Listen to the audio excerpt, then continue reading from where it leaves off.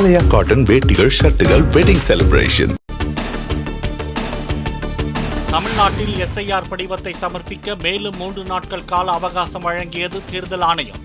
வரும் 14ஆம் தேதி வரை பூர்த்தி செய்து வழங்கலாம் என அறிவிப்பு.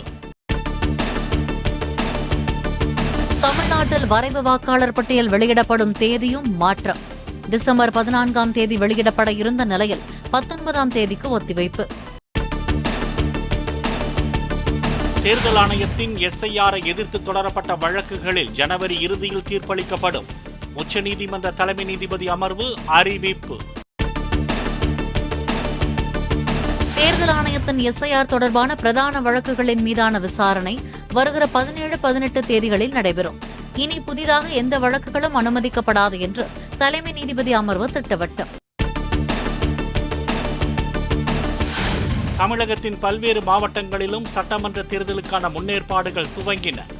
வாக்குப்பதிவுக்கான மின்னணு எந்திரங்களை பரிசோதனை செய்யும் பணிகள் தொடக்கம். மகளிர் உரிமை தொகை திட்டத்தின் 2வது கட்ட விரிவாக்கத்தை நாளை தொடங்கி வைக்கிறார் முதலமைச்சர் மு.க.ஸ்டாலின்.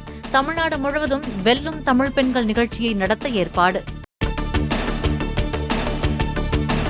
தாராபுரம், காங்கேயம் சட்டமன்ற தொகுதி நிர்வாகிகளுடன் 1-to-1 முறையில் முதலமைச்சர் மு.க.ஸ்டாலின் சந்திப்பு. உடன்பிறப்பே வா என்ற தலைப்பில் சட்டமன்ற தேர்தல் ஏற்பாடுகள் குறித்து ஆலோசனை. சட்டமன்ற தேர்தலில் அதிமுக சார்பில் போட்டியிட விரும்புபவர்களுக்கு வரும் 15ஆம் தேதி முதல் விருப்ப மனு விநியோகம். டிசம்பர் 23 வரை பெற்று பூர்த்தி செய்து வழங்கலாம் என அதிமுக பொதுச் செயலாளர் எடப்பாடி பழனிசாமி அறிவிப்பு. சட்டமன்ற தேர்தல் நெருங்கி வரும் நிலையில் அதிமுக பொதுச் செயலாளர் EPS உடன் தமிழக பாஜக தலைவர் நயனார் ஆலோசனை. சென்னை பசுமை வழிச்சாலையில் உள்ள EPS இல்லத்தில் சுமார் 1.5 மணி நேரம் நடைபெற்றது. வருகிற 14ஆம் தேதி டெல்லி செல்கிறார் தமிழ்நாடு பாஜக தலைவர் நயினார் நாகேந்திரன். அண்மையில் 2 முறை அண்ணாமலை டெல்லி சென்று திரும்பிய நிலையில் நயினாரும் பயணம். தமிழ்நாடு மற்றும் புதுச்சேரி சட்டமன்ற தேர்தலில் போட்டியிட விரும்பும் பாமகவினர் வரும் 14ஆம் தேதி முதல் விருப்ப மனு வழங்கலாம். வருகிற 20ஆம் தேதி வரை விருப்ப மனு வழங்கப்படும் என பாமக தலைவர் அன்புமணி ராமதாஸ் அறிவிப்பு. தாவேகா சார்பில் தேர்தல் கூட்டணி பேச்சுவார்த்தை நடத்த சிறப்பு குழு அமைத்து விஜய் உத்தரவு. கூட்டணி குறித்து இறுதி முடிவெடுக்க தலைவர் விஜய்க்கு அதிகாரம் வழங்கி தாவேகா மாவட்ட செயலாளர்கள் கூட்டத்தில் தீர்மானம்.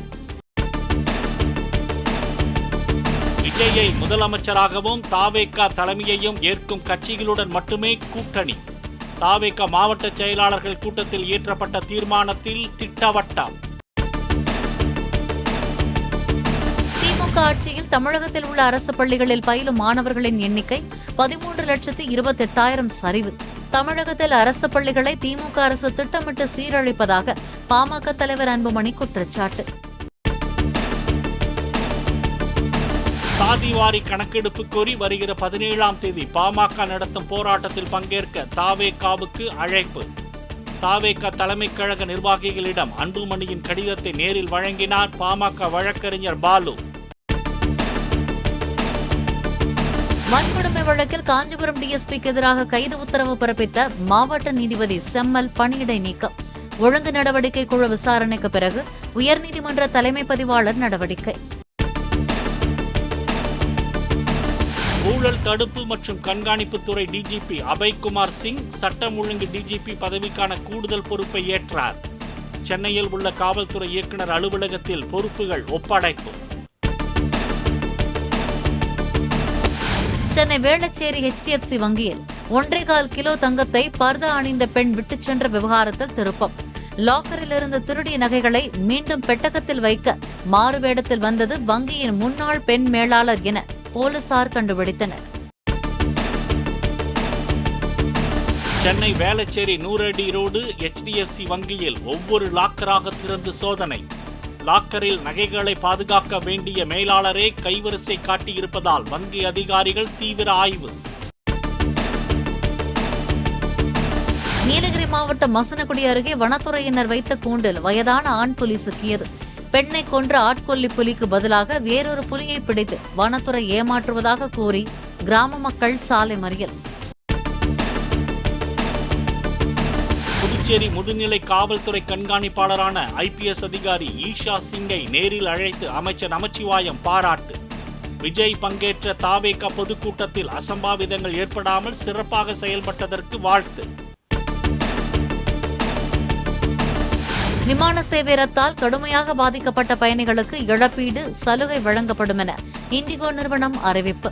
டிசம்பர் 3, 4, 5ஆம் தேதிகளில் பாதிக்கப்பட்ட பயணிகளுக்கு தலா 10,000 ரூபாய் மதிப்புள்ள டிராவல் வவுச்சர்கள் இலவசம்.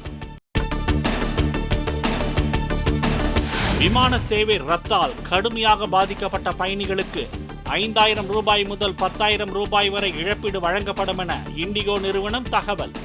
விமானம் புறப்படுவதற்கு 24 மணி நேரத்திற்குள் சேவை ரத்து செய்யப்பட்டதால் பாதிக்கப்பட்ட பயணிகளுக்கு இழப்பீடு வழங்க நடவடிக்கை. 2027ஆம் ஆண்டில் விண்வெளி வீரர்களை இந்தியா விண்வெளிக்கு அனுப்பும் என இஸ்ரோ தலைவர் V. நாராயணன் தகவல். தற்போது வரை 8,000க்கும் மேற்பட்ட பரிசோதனைகள் மேற்கொள்ளப்பட்டுள்ளதாகவும் பேட்டி. SIR மூலம் வாக்காளர் பட்டியலில் இருந்து பெயர் நீக்கப்பட்ட பெண்கள் சமையலறை கருவிகளை எடுத்து வந்து போராட வேண்டும். மேற்கு வங்க முதலமைச்சர் மமதா பானர்ஜி பிரச்சாரத்தால் அதிர்ச்சி. அஞ்சான் ரீ-ரிலீஸ் திரைப்படத்தை சென்னையில் ரசிகர்களோடு சேர்ந்து பார்த்த நடிகர் சூர்யா. 2 மணி 36 நிமிடங்கள் இருந்த படத்தை 2 மணி நேரம் ஓடும் படமாக குறைத்து ரீ-எடிட்டிங் செய்து வெளியிடப்பட்டது. தமிழ்நாட்டில் குறைந்தபட்ச வெப்பநிலை படிப்படியாக குறையக்கூடும். இயல்பு நிலையில் 2 முதல் 3 டிகிரி செல்சியஸ் வரை குறைவாக பதிவாகக்கூடும் என்றும் வானிலை மையம் கணிப்பு. ஒரு அமெரிக்க டாலருக்கு நிகரான இந்திய ரூபாயின் மதிப்பு வரலாறு காணாத அளவுக்கு 90 ரூபாய் 33 காசுகளாக குறைந்தது. இந்தியா அமெரிக்கா இடையே வர்த்தக ஒப்பந்தம் கையெழுத்தாவதில் இழுபறி நீடிப்பதால் ரூபாய் மதிப்பு சரிகிறது.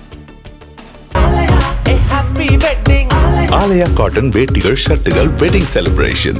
பிளே ஸ்டோர் மற்றும் ஆப் ஸ்டோரில் இருந்து பாலிமர் செயலியை QR கோடு மூலம் பதிவிறக்கம் செய்யுங்கள். செய்திகளை உடனுக்குடன் பெறுங்கள்.